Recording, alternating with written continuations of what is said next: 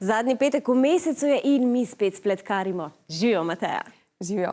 Ja, počitnice so občutila tudi Infodromova družbena omrežja, saj ste nam poslali res ogromno fotografij in posnetkov o tem, kako se zabavate v prostem času. In vse te posnetke ste si lahko ogledali v počitniškem krompirju, kjer smo se vsak dan oglasili s svežimi novicami, posebej za vas. Skoraj vsak dan pa vam novice dneva posredujemo na Instagramu in Snapchatu. Opažamo, da ste radi informirani.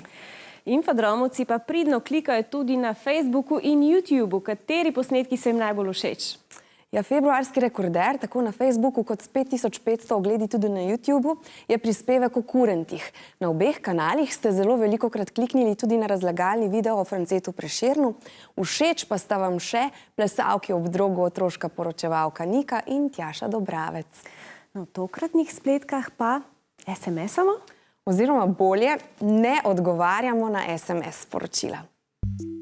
Z mano je Jasmina iz programa Varni na internetu in danes vas bova opozorili na SMS prevare. Vprašanje za vas. A ste za Valentinovo morda prejeli tole sporočilo?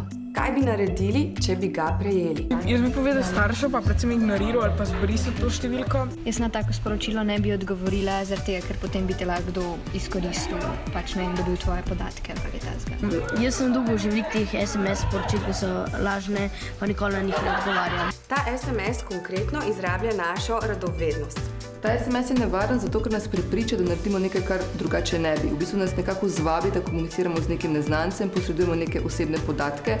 Vedno, ko nekdo zahteva vašo telefonsko številko, ali na spletni strani, ali preko SMS-a, ali na stojnici na sejmu, vedno preberite drobni tisk.